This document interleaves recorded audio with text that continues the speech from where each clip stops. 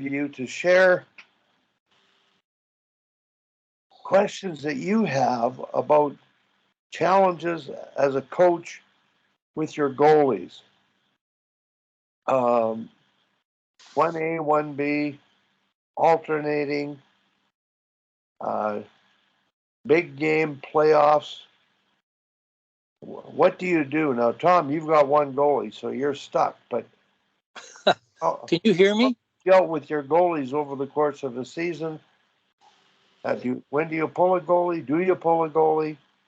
If they're hot, do they stay in? What are some of your philosophies and experiences?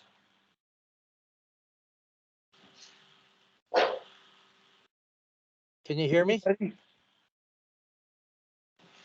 Rick, I'm sure you've experienced the whole thing over many years and hell as well.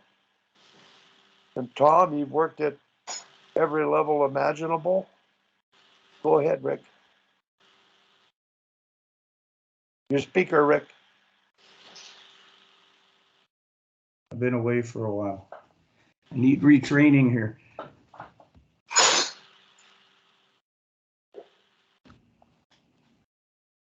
I think every goalie situation is somewhat unique, depending on the mix that you have, and what level, what age level, and what competitive level you're coaching at. The idea of a 1A, 1B again, if you're at a certain age level, a certain competitive level, you've got to kind of balance the scale there. Give both opportunity to perform. At the more competitive levels, I've always had it with the understanding that in big game situations, must-win situations, playoffs, tournament finals, etc., we're going to go with the guy that gives us, or the gal, gives us the best opportunity to win. Yeah, I don't think there's anything generally that I could throw. You need to do it this way. You have to deal with the situation at hand and the personnel and the personalities that you have at hand. And also factoring in how your team plays with one or the other in the net. I think Calgary's dealing with that right now. Rick, I've got a question here, because I think earlier you talked about the max and where you went with the hot goalie with success. At what age would you do that? Because I know a Pee Wee coach had tried that in the provincial finals, I think it was, and he went back to back. He had alternated all year, but went back to back in that final playoffs, and he didn't get his job back. Now, whether that's too young an age to do it at, or whether you communicate properly with the parents and the players that this is my philosophy. So is that philosophy of big game, best goalie at the time? What age level do you do that at? That's a difficult question, Wally, quite honest with you. The incident that you referred to was at midget AAA. These are young men that are needing to understand the ways of the world and what it's going to be like if they choose to move on. So it's all part of the training as far as I'm concerned. What you need to expect, what you need to be ready to deal with. I think I know of the situation you refer to. Again, not knowing all the details makes it difficult to comment intelligently, I think. But for me, it would be having that dialogue from day one through the final event, that this is going to be, it may come to pass that this is what's going to happen. If you don't get your job back, I guess that's one of the pitfalls of coaching at any level, paid or unpaid. You have to go with your gut. You have to go with what you feel is right. You have to go with what you feel is best for the team. But it all has to happen in the context of a full dialogue from day one through the end. There's no secrets here, fellas or girls, as the case may be. We're going to run into these situations, and here's how we would plan to deal with them. So don't be surprised when it happens. Related to And this, let me just add one thing, Wally, before you go there. I had that discussion with the parent groups as well. yeah, I think that's paramount at those levels. And you had those discussions with at any age with the teams you've coached, correct? Absolutely. Yeah. Well, And I let's say I learned in the early years that you need to have those. It was a bit of a learning curve for me, but once I established that as a way to go forward, I've been very consistent with that at all levels and all genders. Well, I don't want to get off topic because I still want to stay on the goaltending thing in preparation for next week's guest. But last night I found out Wes's team. Well, Wes is the coach of the Team White U13. Tom coaches Team Red girls hockey. But Wes has a son playing midget 1 hockey. And last night at practice, I'm talking to Wes at the bench while Jordan's running the practice. And I knew his son had played in the SO, was texting me about his son being at a game. Are you hurting? No, The freezing started to wear off a little bit. anyway, Wes said his son never got on the ice for a power play or a penalty kill. And Wes is a Rovum, just like Tom. The lineup's going at U13. Now this is, midget 1, U18. And the idea of, doubling a goalie but not playing a player, he was upset. And I think it's really the demise of a successful coach, because if they isolate a kid like that and he's not good enough to play those situations, I don't know that the outcome matters as much as giving him the opportunity. They don't get an opportunity to develop to earn the role. So I just wanted to add that. And I think it's the biggest problem in minor hockey. Double shifting at U13 is happening. And I think as a role as mentors that we have, I think it's incumbent on us to address that. And it relates to the mission statement exercise in terms of how you're trying to build a team in terms of functioning. Now, the goaltender issues, some of the other things, are there any other scenarios? I have a discomfort with goalie coaches working with goalies, and there's sort of the goalie is a lone wolf off to the side, being coached by a goalie coach, and their goalies are ignored at practices. They just do the drills. There's no time spent of thinking about the drill and making a goalie useful. Any issues with goalie communication, goalie coach communication? Anybody have any experiences there, or they just let them go out and do what they want? And is there any dialogue? Yep. Well, Wally, can you hear me? Okay. Yep. Can you hear me? Yep. Yeah, I just picked up my poor daughter here, just had 6 teeth pulled out. So Oh, we're sitting in the car waiting for some painkillers to come. But anyways, like when I coached my son, we had 2 goalies and we rolled them, and it didn't matter what, and we won a couple of provincial championships and all that kind of stuff. When I coached college, I would go with the number 1 goalie if it was a definite number 1 goalie, and usually was. And I talked to the other goalie, about the situation. So, and with my team right now, I really don't have any choice because I got 1 5-foot goalie. The only problem was the first 2 weeks of the season, they went on vacation.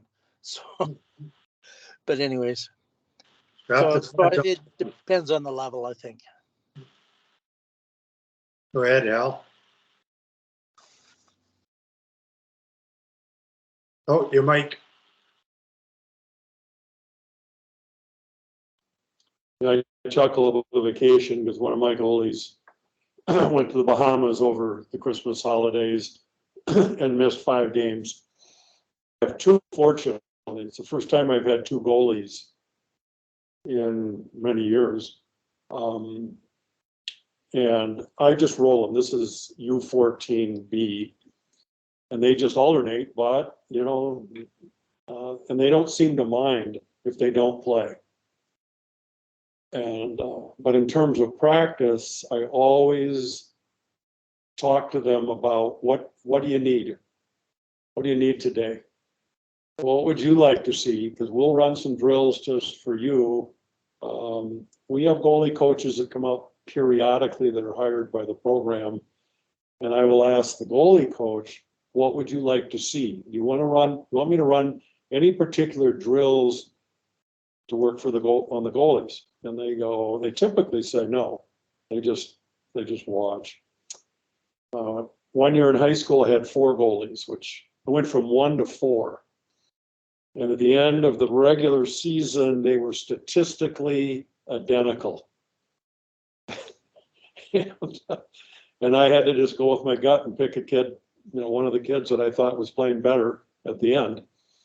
And, you know, that's the way it. And after that season, 2 of them left the program and went elsewhere. One of them actually ended up at Mercyhurst playing for them for a few years. So goalie is a problem in our world, because most teams only have 1. And in the youth programs and a lot of the high schools, I know our high school, they play 1 goalie on the boys team, and they have another one who's not very good. And they have 1 on the girls team, and the backup goalie has not played this year. And they're out trying to recruit another goalie back to the program because I don't think they want the backup to play. I don't know. I mean, I'm not in that, but it's a problem, I think, a little bit, as kids wanting to play goal. So it sounds like you got the same thing up in Canada there too. It's a tough deal. We roll our lines, and I want the goalies to roll, but between being sick and being on vacation and doing that kind of stuff, it just kind of works out normally. The other thing I have done this year is one of my goalies is a girl. She's going to come meet Sammy when you're down here in February. And the other one is a guy. And when I'm short a defenseman or 2, which I am now, when the guy's not playing goal, he's playing defense. And he's not real good, but he's not real bad. And he's just happy to help out. So I like that. So, you know, back to what Rick said, you know, it just depends on the situation, especially in minor hockey. In high school, 1 year, I had 1 goalie. I had one goalie for 4 years, and he got hurt. And I asked the team who wants to play, and a third line alternate winger said, "I will." I said, "Ever play goal?" And he goes, "Nope." I said, "Okay, you got it." And he used the other goalie's equipment, and he played 5 games. He had an 81% save percentage. And then the other goalie came back. That goalie ended up playing for UNO for a year and then went out east. The backup kid was a junior, and he asked me at the end of the season, what should I do to help the team next year? I said, "You should play goalie on the JV." And he said, "Okay," and he did that. And he, you know, he's a great young man, and he now is an Army Ranger. Couldn't get into the SEALs, but he became an Army Ranger. He's a tough kid, and he was not afraid to get in there and play. And so, I don't know. It's like the longer you do this, I mean, crazy stuff happens along the way for sure. So that's it for me. I got to run. I got to go downtown for a meeting. I love these meetings. I'll see you guys next week. Thanks a lot. Thanks, Al. I have two things, and obviously Sammy's got more expertise in this area, and I think we talked about it before, but I think it's really important, especially for, well, it's important for any team, really, just get the cards on the table. One thing we talked about before is having the discussion with your goalies that, you know, and everybody kind of knows this at an older level, but I think it's helpful to put the cards on the table. Like, there's a couple different reasons you might make a goalie change in the middle of a game. One is, of course, if the goalie in your mind is really struggling. We all know that. But there's also the time where you need to shake the team up. You need to sort of wake them up. And sometimes, it's not that often, but sometimes you'll make a goalie change to wake the team up. And I think it's important to have that discussion with your goalies at the start of each year or each team you're working with, that can happen on occasion. And I think that sets you up to have a little bit better relationship with your goalies. If you need to do that at some point, that it's a lot easier sell to be able to say, hey, Sammy, this was not about you. This is about the momentum in the game, and nobody likes to get pulled out, of course. But so I think I'd be interested to hear in next week, hear a discussion around that. And what was the other thing? Geez, there's one other thing I might have to defer. Can't remember what the other thought was. And I got to run here in about 10 minutes here too. But I'd be interested in hear a discussion around that next week. Okay, Tim, I just wanted, before Hal went off, Dave Butts is the name that Tom knows about. He was the starting goalie at, I think, University of Michigan. They had recruited Esposito as a goalie. He ended up playing on defense, Dave Butts did. Or maybe forward on that team at that level, which to me was amazing. And I noticed it because he had his team pictures in the phys ed office where he was in a goalie's outfit, one picture, and the next picture he was in a skater's outfit. So yeah, sorry, because I do have to run. I thought of my second thing I'd like to have a discussion about is how do you deal with a goalie who pulls herself or himself out of the game? Because I hate that. I understand it on some levels, but for me, it's basically saying to your team, I quit. And you never want to see that. I only recall seeing it twice and it happened last week in the gold medal game, the U18 game. And it's really disappointing to see, especially because the Swedish goalie was so fantastic. And it was just, I think the whole team was emotionally drained. It's just one of those games. She got two tough goals early, one kind of bad one early, and she pulled herself, and it sends an awful sign to your team, even though everybody can maybe understand it. I guess the only other time I've seen it, Sammy, honestly, is Charlie did it. At SO Nationals, I think in like 2014, and I was like shocked. I love Charlie, and she's a fantastic person, fantastic goalie, and she got over it. Of course, she battled through that, but it's a very unhealthy thing, I think. And we all know the Patrick Waugh story, of course, too, on the other end of things. But anyway, I defer to Sammy.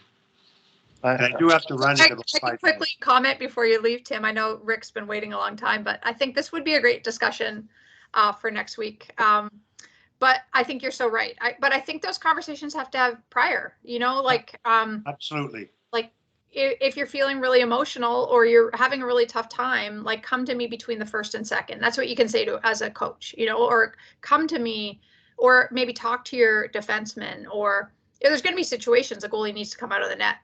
They could be hyperventilating as a young kid because they're just so emotional. You never want them to pull themselves, but you need to have that conversation at the start of the season before it even becomes an issue. It's the same way as a defenseman sitting themselves or a forward sitting themselves. You don't want it to happen. You don't want to see it happen, but it's also not the time to get upset in that moment because they are so upset, and how do you rectify that the same way you would with any other player that quits on their team? That's the biggest thing. Yeah. But anyways, I would love to have that discussion and the discussion about how goalies at the young age group can't be goalies full time. So I think we're now seeing that play out, as not many people want to be goalies then later. You can't start technically till you're 10 in this country anymore. So that becomes hard.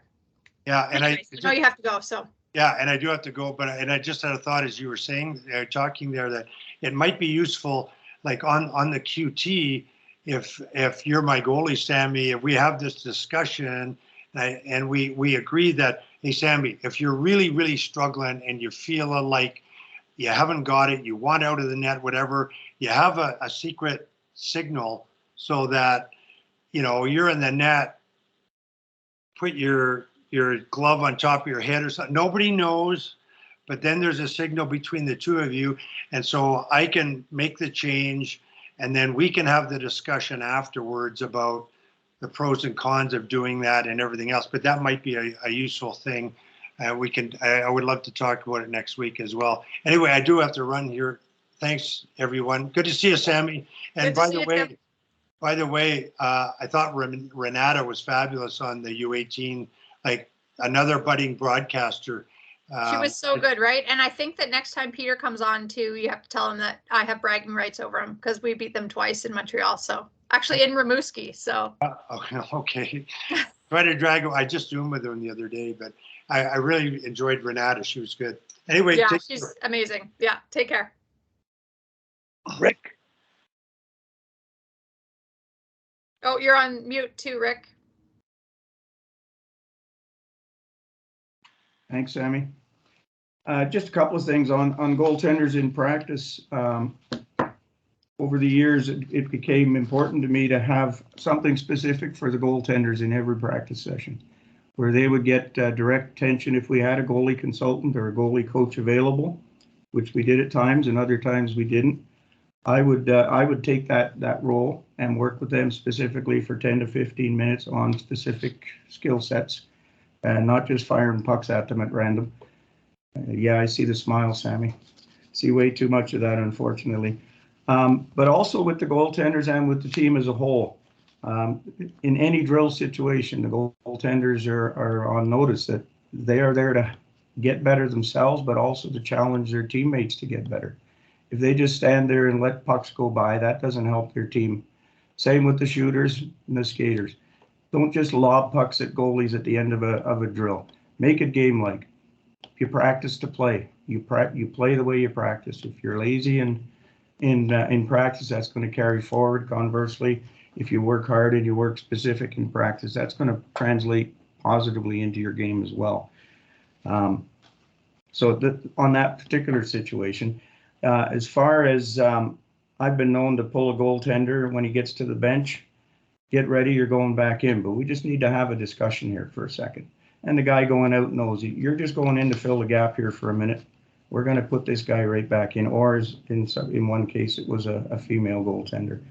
And at the extreme end, I had a midget AA team that we were trying to get a program started. We had two adequate goaltenders. Neither one of them were 1A or 1B to start the season, but we worked with them diligently, and we got to the point in the season where things weren't going well, and I suggested to our goaltender coach, we bring our forwards and our D in after every shift. We have an opportunity to have a chat with them, not necessarily every shift, but if there's something that needs to be addressed, we can do that. Why don't we do this with our goaltenders and see how that works out? So we had a talk with the two goalies and explained it to them. They were going to work on 5-minute shifts. Every 5 minutes or thereabouts, depending on stoppage and play, they'd switch. If there was anything going on, we'd talk to the goaltender. You're not doing this, you need to do that, you're missing this part, whatever. And then they'd switch again. And that actually turned out to be quite beneficial. I know it's off the wall, not norm, but it's, again, something you try to see what the impact is. That team had a 3-3-3 win record going at the end of the season. The league we were playing in was midget AA, was a development league, so their playoff structure was that everybody made playoffs. So all you had to worry about was being at your best at the end of the season. Don't worry about how you're going as long as you're progressing. With that system, we took the ultimate tournament winner, champion for the year, if you will, to an overtime session in the semifinals. And we went into a tournament in Calgary, fairly prominent tournament in the spring. And our first competition was against the city champions. And we again used that goalie rotation system throughout the tournament. We beat the city champions quite handily in the first game.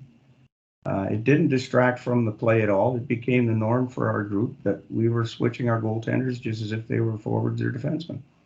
So a little anecdote on how to do something a little off the wall and get good positive results from it. Sam, any comments? I'm excited about next week, Sammy, because hopefully you can join us, because Jeff Richards, I don't know if you know Jeff, I think he might work on the guys' side with Hockey Canada, but he's been at multiple camps with national teams. And he's the one that we just happened to chat, and I'm going to edit this part out for him so he knows where we're coming from. Any thoughts on what Rick said in terms of your experience as a goalie and some of those strategies that have been employed with you as a goalie by other coaches? Yeah, Rick, I found that really interesting. I had a goalie coach one time that Dennis, who was the 2006 goalie coach, Dennis Sprocken? Yeah. Who divided the game into 5 minutes. And I thought that mentally as a goalie, that was a really good way to keep yourself in the game, but also to be able to let go of what just happened. So in the first 5 minutes of every game, there's always that excitement. And in the last minute of every game, there's always that excitement. So then within a 5-minute game, you get 2 of those 1-minute adrenaline rushes, which I always found super helpful. But I also found that at the end of that 5 minutes, I could assess how it went mentally and then kind of park it and then move on to the next 5-minute game. So while we weren't really switching, it's kind of the same mentality. Now, my only concern with the switches is that the coach on the bench knows about goaltending. Now, it sounds like you had worked with your goalie, and so that was, you knew the goalie and what they were supposed to be doing. That's a huge help. Sometimes during games, coaches are reticent to talk to their goalies because they don't know as much as the goalie. And sometimes coaches are over talking to the goaltender when they themselves don't know that much about the position. So goaltending is a different sport, let's be honest, altogether. So if you've done your due diligence as a coach to find out, like if I'm going to be coaching the quarterbacks, I'm going to figure out what the game is like from the quarterback's perspective. The plays from the quarterback's perspective. But if you're coaching the defensive line, that's going to be a totally different way of coaching, right? So just coaches being aware of sort of those differences, that if you are having those conversations with the goalie and you don't know much about goaltending, it's keeping it high level. All coaches know about mental fortitude. They know about how to motivate. Those are some things that coaches can do to really make an impact in a game when you don't know as much about the specific positions. So for instance, there's 2 different types of goalies. Some goalies are make work goalies that are all over the place and are looking like they're working hard all the time, but they're giving up more rebounds. And so there's more shots. And so it looks like they're just, into the game more. For a coach that doesn't know goaltending as much, they might think that goalie's doing really well and working really hard. But for somebody that maybe knows goaltending, realizes there's a lot of things you could do to just kind of calm down the goalie, and little cues that you can have to, keep the puck in your third of the ice, or make sure that you're not over pushing, or things like that. but you need to know the position to be able to make those comments. So, but it sounds like you, Rick, having worked with your goalie, at least knew what to be looking at, what to be focused on. I even find it hard at my U9 level to watch it all. So as one coach, it's difficult to sort of pay attention to what everything is going on. And I think as I was that 5-minute goalie, I would come off and want some information, but maybe the coach hadn't seen that much or hadn't watched, or so it's one more thing to have to look out for as a coach. But it is a really interesting tactic, and I think it would keep me on my toes as a goalie too. It would make the relationship between me and my goalie partner, I think, a lot stronger, because it's almost as if we were in it together and winning it together. Or losing it together, but at least you're going through it together. So I do like that aspect of it. But yeah, I guess that's my whole diatribe on that. Before, I don't know if Rick wanted to chime in right now, but I had one thing, Sammy, that we might get going on it now, but we might get going on it next week. Yeah, I do have to leave in 5 minutes. So let's talk goalies next week.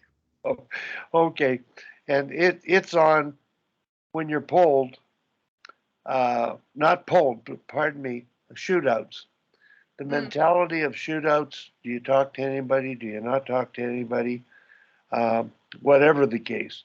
That's something I've been through at Spengler Cups, where I did talk to a goalie. I was an assistant coach, and it was not really well received by the other assistant coach.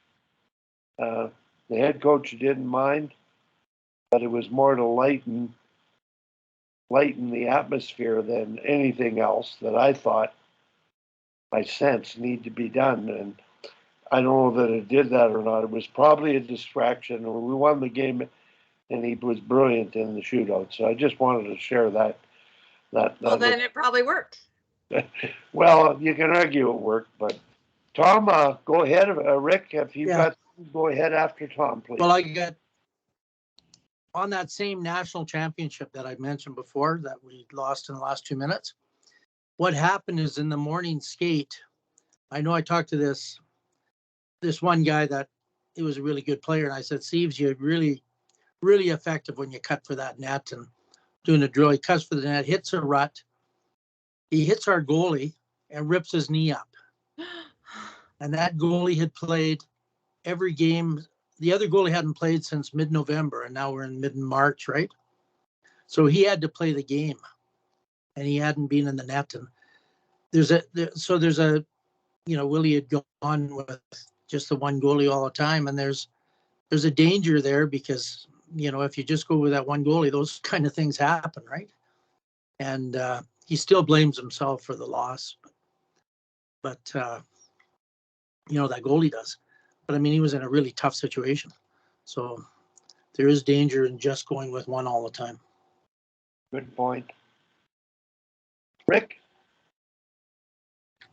I was just going to add to the conversation, as Sammy alluded to. Yes, I took the time, not a goalie myself, but I took the time to educate myself on the position.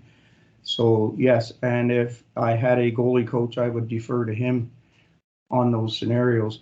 With the mentoring I'm doing nowadays, and even in the past, I've noticed most coaches don't know anything about goalies. They're afraid to talk to them, and they don't always have somebody available that can fill that void for them. So that is something that I think every organization needs to address if you're going to develop kids, young kids in particular.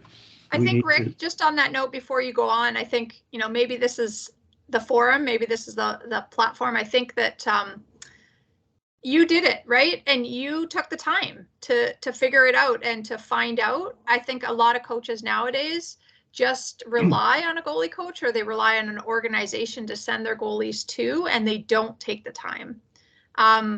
How many people start coaching their kids' soccer team and never played soccer, but they figure it out and they take the time to learn how to coach and take the levels. And, I think that that's really important for coaches. And I think that it should be part of the coaching, more a part of the coaching levels and association, just on on that whole different aspect of the sport that is within our sport. So it takes coaches like you that really, just they're the ones that go and shoot on the goalies. So they're the ones that are, seeing it in practice and incorporating it. So I think we've gone away from that now in modern hockey, and it's all like drill coaches and goalie coaches, and it's all kind of separated in silos as opposed to kind of all being together, even if you do have a goalie coach, but being part of that conversation with the goalie coach back and forth. And I think it's so important. So anyways, that's just continuing on to, I guess, go back to what coaches used to do all the time. Now, I wanted to do this early, Tammy, before you leave. Perry Wilson is the name of the goalie coach. His email and his, I'm going to mail it to you, but it's short. I would love to be involved in a talk about goalies and practice plans. You are correct. The goalies are not involved when it comes to practice. I'm a firm believer in goalie rotation in minor hockey. To me, it has to become a win. To me, it has become a win at all cost community. They go for a number one, and they play all the meaningful games. The number two plays sparingly and gets the easier games. I believe the coaches want to be more fair. However, parental pressure has begun to dictate these decisions. It's sad for sure. They're late bloomers as there's so much to learn. With expensive specialized training, some goalies are left behind. Let me know when I can be a part of things. I'm doing well. I was with the U22 ladies last summer. Great to see you, and looking forward to next week. So I thought that would be a good stage setter for next week, and really, I'm glad we did get to talk this much about goaltending, because I'll edit this and send it to him, and I'm sure his insights at that level, and he is a goalie coach, and his observations are very similar to ours, and it's really, really neat. Awesome. I just want to add, Wally, on the goaltending thing, that's changing every 5 minutes. The one person in the group that didn't really appreciate that whole concept was the stats keeper. Drove them nuts. I thought you were going to say the centerman, because it also would kind of take some time waiting for the draw as people are changing. But no, we would change very quickly because we were programmed to do it. So there was a stoppage in play, out, in. Nice. Cool off. We'll chat if necessary. Otherwise, get ready to go in 5. But yeah, the people keeping the stats weren't overly pleased with that I can't imagine. concept. Anyway, so great to see all you guys. Super. Thanks very much.